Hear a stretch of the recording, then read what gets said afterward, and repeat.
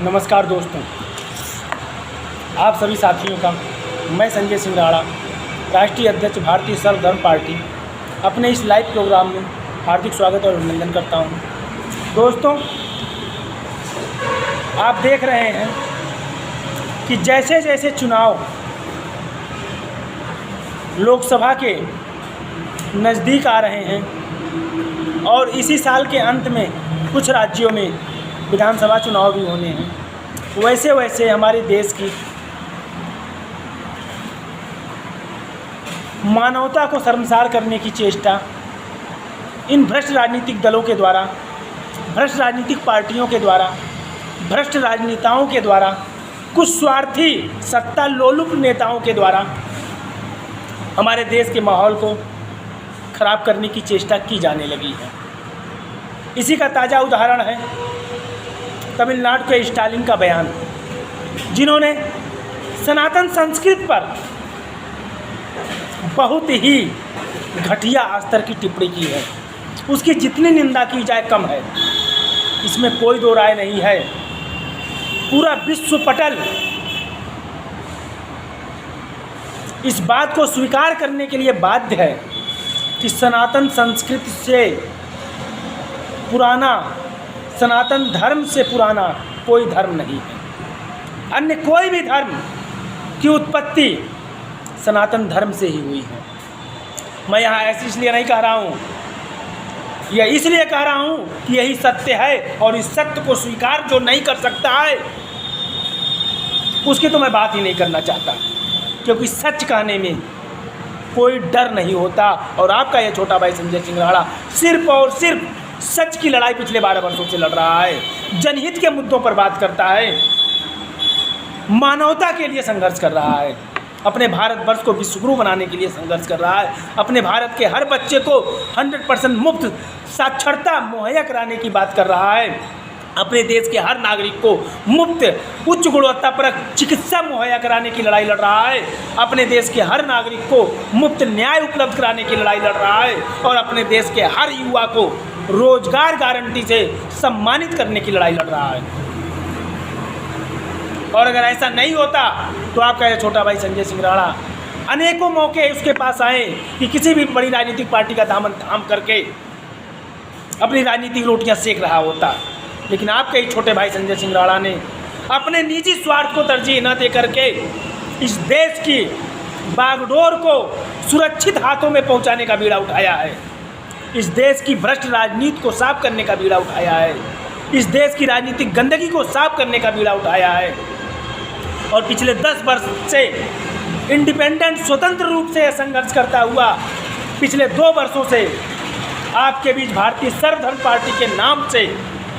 आपको जागरूक करने की चेष्टा कर रहा है कि अपने चंद भ्रष्ट राजनीतिक पार्टियों से पूछिए,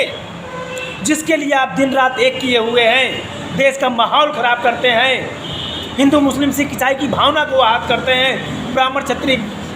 वैश्य सूत्र के नाम पर वैमनस्यता फैलाते हैं। उन राजनीतिक आकाओं से पूछिए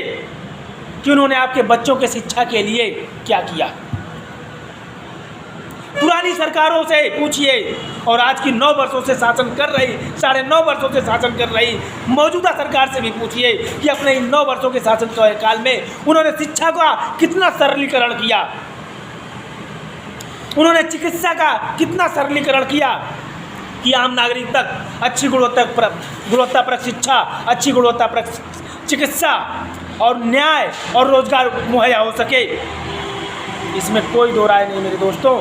कोई भी राजनीतिक पार्टी आपके इस सवाल का जवाब नहीं दे सकती है, चाहे वह पिछले 50-60 वर्षों से कांग्रेस और उसकी सहयोगी दलों के द्वारा शासन किया गया हो, चाहे वह पिछले 9.5 वर्षों से मौजूदा एनडीए गवर्नमेंट शासन कर रही हो, माननीय नरेंद्र मोदी जी शासन कर रहे हों। शिक्षा के क्षेत्र में वो आपके किसी भी सवाल का जवाब नहीं दे सकते हैं, क्योंकि उनके द्वारा शिक्षा को इतना महंगा कर दिया गया है कि हम और आप जैसे लोग जो 10,000 20,000 रुपये महीना कमाते हैं, किसी प्रकार अपना पेट पालते हैं, अपने बच्चों का पेट पालते हैं, वो अपने बच्चों को प्राथमिक विद्यालय से ज़्यादा, पूर्व माध्यमिक विद्यालयों से ज़्यादा, हाई स्कूल, इंटरमीडिएट, सरकारी कॉलेजों के से आगे की पढ़ाई सोच भी नहीं सकते हैं। और जब हम बात करेंगे तो कहेंगे हमने आपको आरटीई एक्ट का अधिकार दिया है, लेकिन आरटीई एक्ट के अधिकार पर यही शिक्षा माफिया कुंडली मारकर बैठे हुए हैं। हमारी और आपकी अज्ञानता का फायदा उठा करके वो हमें हमारे अधिकारों से वंचित करते चले आ रहे हैं। उदाहरण मैं देना चाहूँगा, पिछले 75 वर्षों से हमारे देश में आरक्षण जातिगत आधार पे दिया जाता है। अब आप अपने दिल पर हाथ रख करके कहिएगा, चाहे आप आरक्षण की श्रेणी में आते हो, चाहे आरक्षण की श्रेणी में ना आते हो, लेकिन जो सच्चाई है उसे आपको स्वीकार करनी होगी कि भारत के हर आरक्षण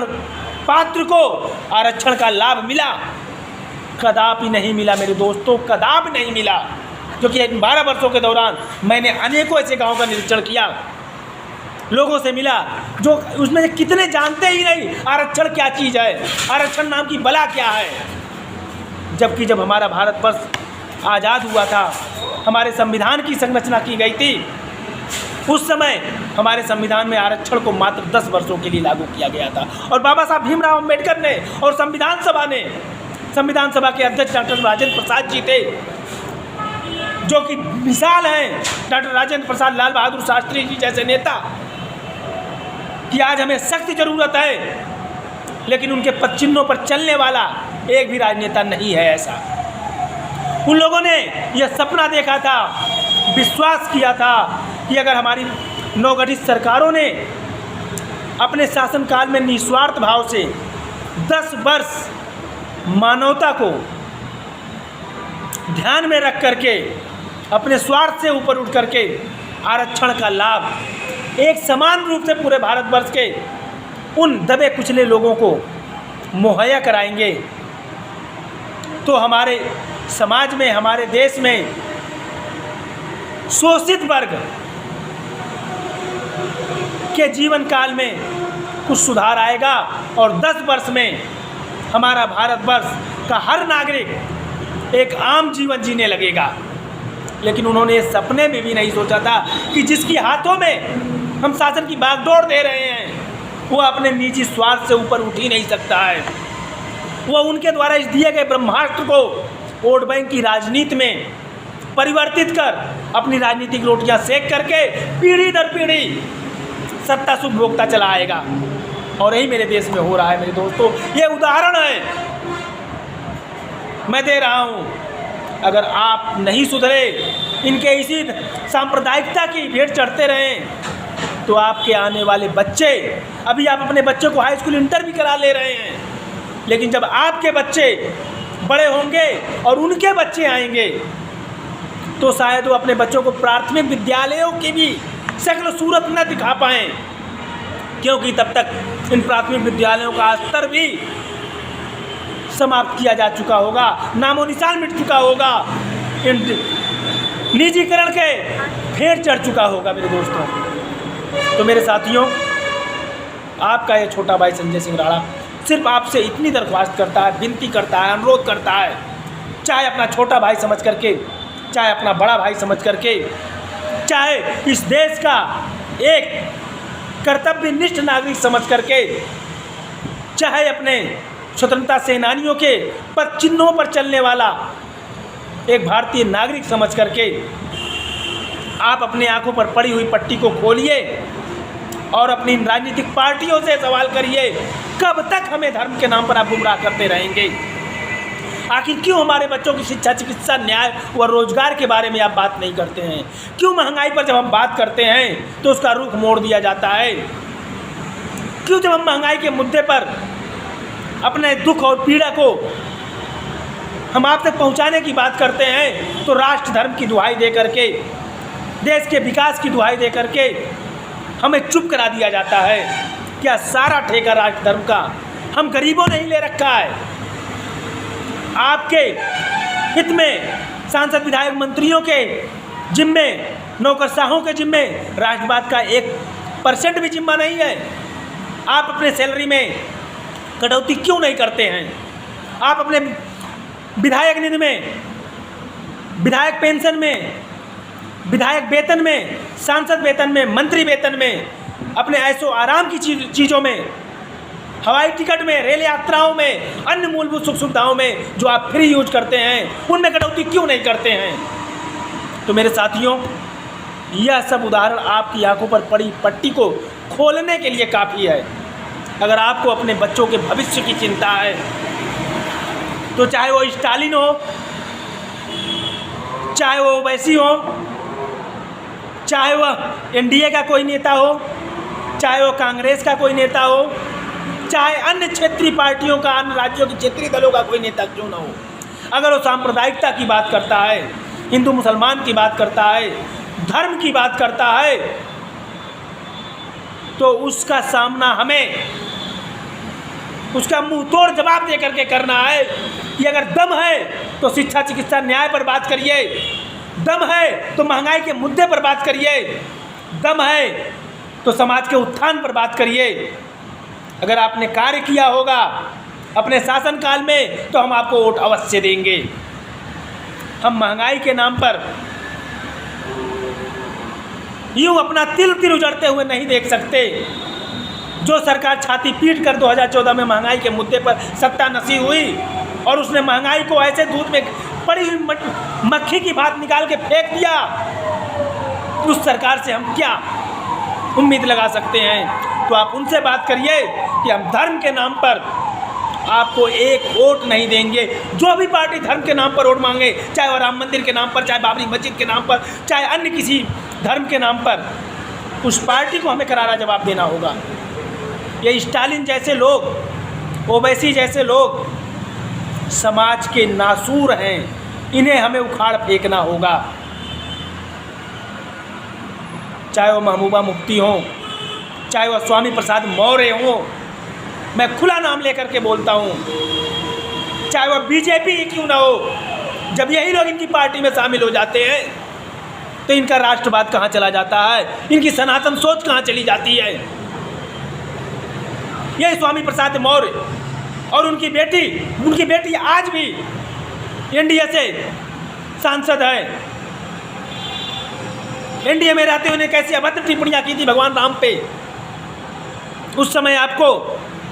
भगवान राम के सम्मान की याद नहीं आई, और आज जब स्वामी प्रसाद मौर्य बीजेपी में नहीं है तो उनके द्वारा कही गई टिप्पणी भगवान राम के लिए अपमानजनक हो गई। यही